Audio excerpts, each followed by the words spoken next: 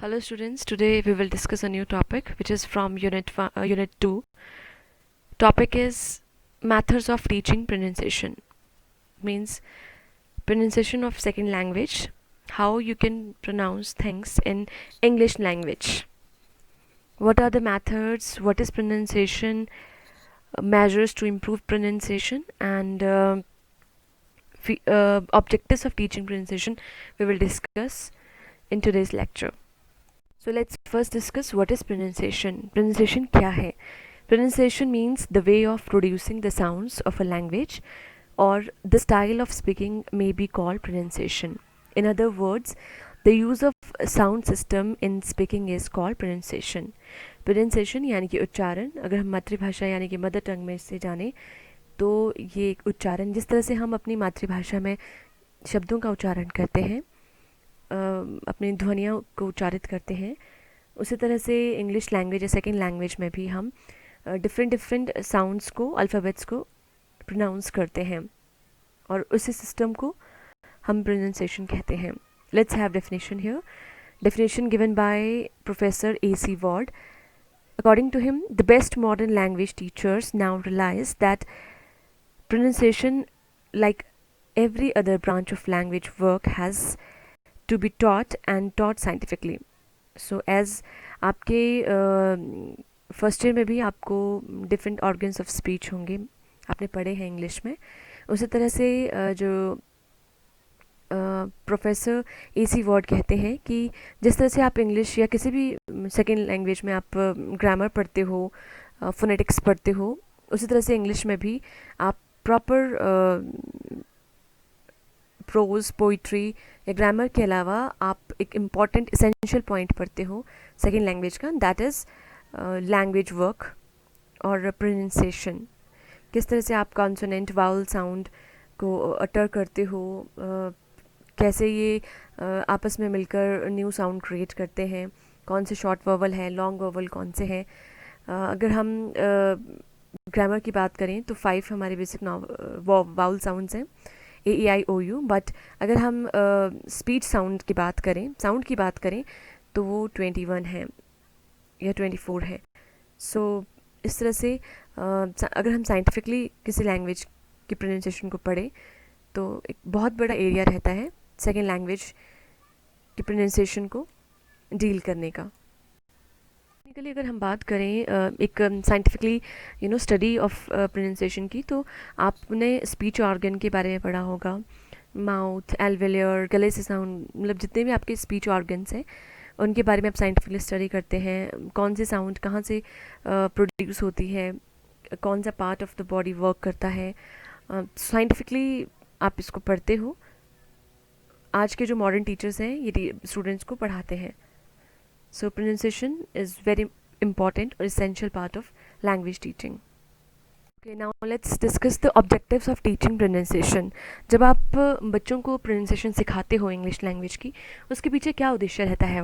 What are the objectives set by the teacher? Producing of correct sound with proper stress, intonation, rhythm, fluency and pause. See, आपने lesson plans बनाए होते हैं. जो आप lesson plan बनाते हो उसमें आप इंस्ट्रक्शन ऑब्जेक्टिव्स बनाते हो. उसमें आप अगर प्रोज या पोइट्री की बनाते हो तो आप उसमें लिखते हो at the end of the lesson students will be able to produce और to read the passage with proper stress, intonation, proper stress, pause and fluency. अगर आप पोइम की बनाते हो तो इंस्ट्रक्शन ऑब्जेक्टिव्स में आपका पहला ऑब्जेक्टिव रहता है students will be able to read the poem और read the stanza with proper stress, intonation, rhythm, fluency and pause. So यहाँ पर भी ओवरऑल अगर हम इंग्लिश में की प्रोनाउंसिएशन की बात करें तो उसके पीछे जो उद्देश्य रहता है वो होता है स्टूडेंट्स जो हैं वो प्रॉपरली सेंटेंस को बोल पाए या फिर किसी शब्द को प्रॉपरली प्रोनाउंस कर पाए. प्रॉपर अगर वो कुछ पोइटिक लाइन बोल रहा है तो प्रॉपर इंटोनेशन हो, रिदम हो, फ्लुएंसी हो. एंड अगर वो डिपेंड्स ऑन द मूड, किस तरह के सामने वाले किस तरह की कम्युनिकेशन वो कर रहा है. अगर वो नॉर्मल टॉक कर रहा है तो कहाँ पर पॉज होना चाहिए.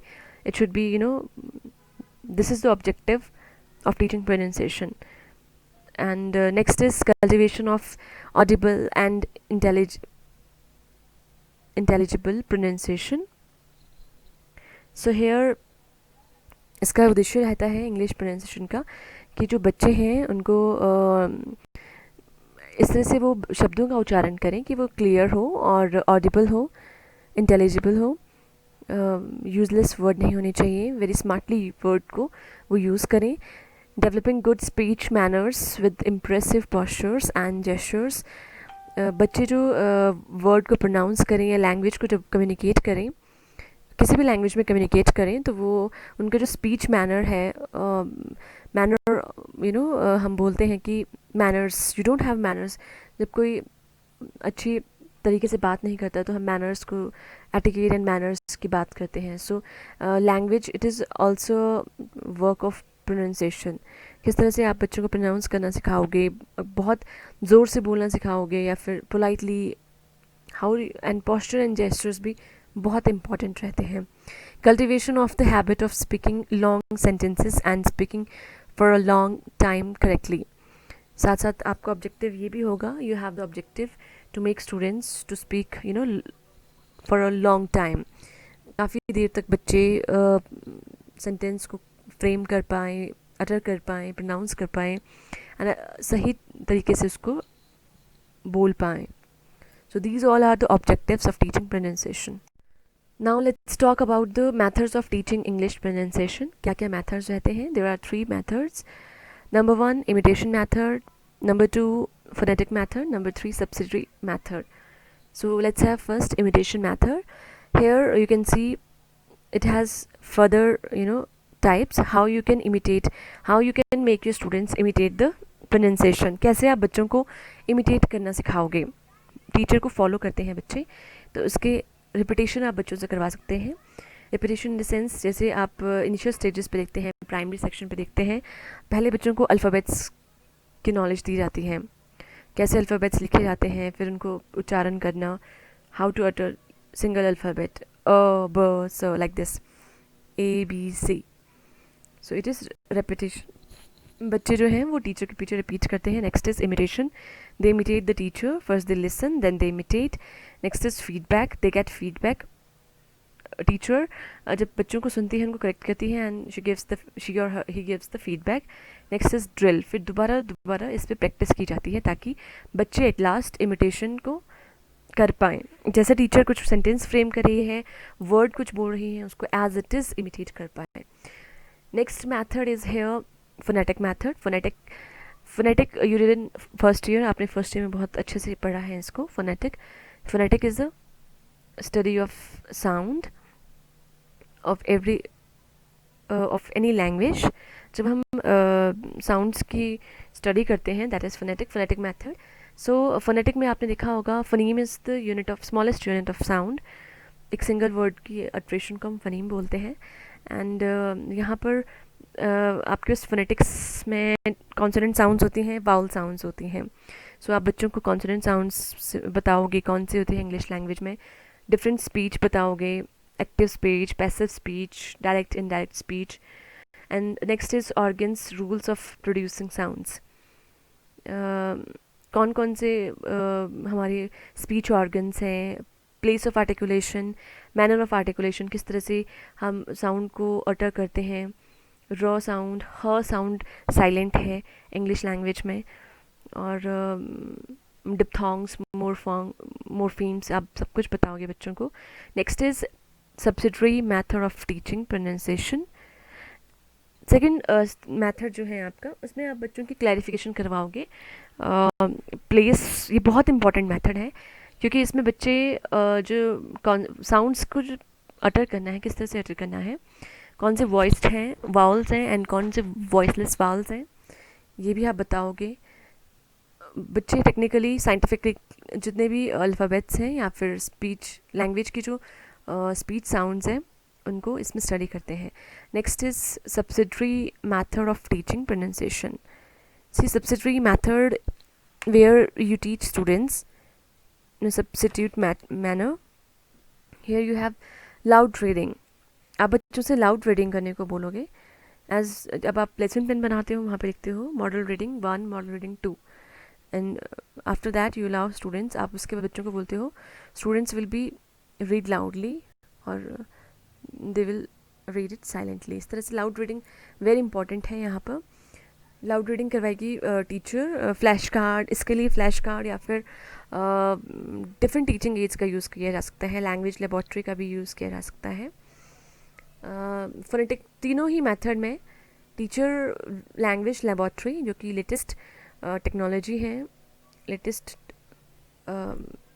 एक तरह से बोल सकते हैं टेक्नोलॉजी है और टेक्निक है, उसको यूज़ करते हुए बच्चों को प्रोनाउंसिएशन करवाएगी, सिखाएगी इन तीनों मेथड्स को यूज़ करते हुए। सिंगिंग सॉन्ग आपने या फिर आप बच्चों को कोई इंग्लिश सॉन्ग गाने को बोल सकते हो, सुना सकते हो उनको।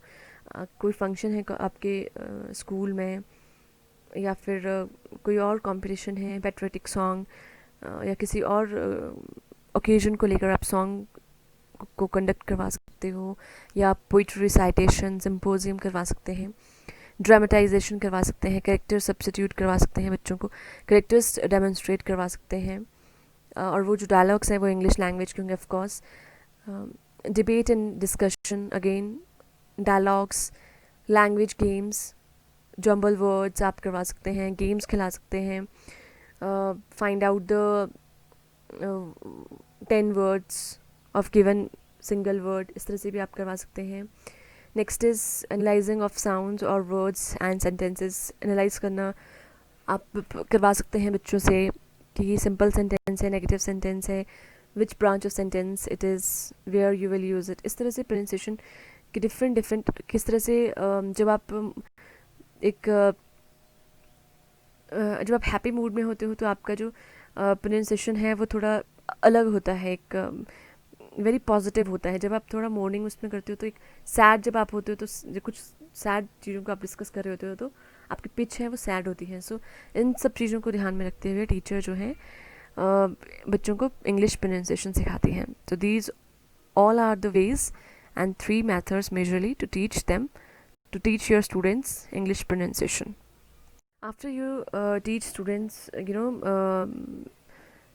pronunciation, then you can also use these measures for improving pronunciation. आप इन सब measures को भी use कर सकते हो बच्चों की pronunciation सुधारने के लिए। oral training आप करवा सकते हो, बच्चों को regular oral training दे सकते हो, उनसे रिसाइटेशन करवा सकते हो, उनसे एक एक वर्ड को सुन सकते हो। Use of audio visual aids, as I told you earlier, audio visual aids use करवा सकते हो। एक्सप्लेनेशन ऑफ इंग्लिश साउंड्स को एक्सप्लेन करवा सकते हो। ओरल एक्टिविटीज़ करवा सकते हैं।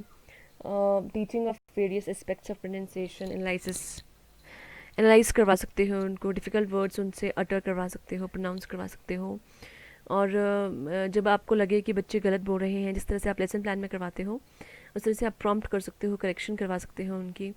अगर उन्होंने कुछ गलत उच्चारण किया है, if there is wrong pronunciation you can correct them. Then individual attention, बच्चों का आप एक बच्चों से आप पूछ सकते हो और इंडिविजुअल अटेंशन देते हुए हर बच्चे को इम्प्रूव कर सकते हैं, उनकी प्रोनाउंसिएशन जो है इम्प्रूव कर सकते हैं। So these all are the measures to improve their pronunciation. इसके साथ साथ being a teacher how you can improve good pronunciation, इसके लिए कुछ सजेशंस है। Here we have suggestions for good pronunciation for teaching English pronunciation. Teacher should try to improve their own pronunciation. सबसे बड़ी बात है, अगर टीचर की खुद की प्रोनाउंसिएशन अच्छी होगी, खुद का उच्चारण अच्छा होगा, तभी वो बच्चों की प्रोनाउंसिएशन को इम्प्रूव करवा सकती हैं। ऐसा नहीं है, मे बी कई बार स्लिप ऑफ टंग होता है, कई बार गलती से कुछ गलत उच्चारण हो जाए टीचर के द्वारा, but she should improve her self at the same time. अपनी गलती मानकर बच्चों को सही गाइड करना टीचर का एक कर्तव्य है। Next is much practice should be emphasised. बहुत ज़्यादा प्रैक्टिस करवानी चाहिए टीचर को ऑडियो विजुअल एड्स को यूज़ करते हुए, इंडिविजुअल अटेंशन को ध्यान में रखते हुए। वीकली आप बच्चों को डील कर सकते हैं, स्पेशली उनको तरफ टारगेट करना है आपको जो कि शाई स्टूडेंट्स हैं, उनको सामने लाना है, उनको डेली के वर्ड्स देने हैं, उनको ज़्यादा टारगेट रखना है। देन उनको मोटिवेट करना है, फीडबैक देना है। Every day you have to give them feedback also. आप उनको बोल सकते हैं 10 वर्ड्स। अब तो डिजिटल लर्निंग आप कर रहे हैं, ऑनलाइन लर्निंग है, आप उनको बोल सकते हैं 10 words, 10 sentence learn and record it and send it to me on my number like this. So next is the students should be given speaking opportunities. बच्चों को अपॉर्चुनिटीज़ दी जानी चाहिए. स्कूल में या इंस्टीट्यूशन में कोई भी फंक्शन है, they should be given place for present their hidden capabilities. उनको खुद की कैपेबिलिटीज़ को दिखाने के लिए मौका देना चाहिए. वो किसी जो कोई फेमस पर्सनालिटीज़ है, उनकी बायोग्राफी, ऑटोबायोग्राफी या फिर खुद का कुछ क्रिएशन है, वो प्रेजेंट कर पाए इंग्लिश लैंग्वेज में. Next is different methods of teaching pronunciation should be used. हमने जितने भी मैथड्स पढ़े हैं उन सभी को यूज़ करना चाहिए टीचर को. Being a teacher, it's a great job or great work to deal with the pronunciation of new words or children. So today we discussed about pronunciation, meaning of pronunciation, definition of pronunciation, methods, how to teach English language pronunciation, and some measures and suggestions for good English pronunciation or teaching good pronunciation to students. So now let's have assignment work. You have to make an assignment on this topic. Question is, define the term pronunciation. You have to give the meaning and define the term pronunciation. Describe the various objectives and methods of teaching English pronunciation in detail.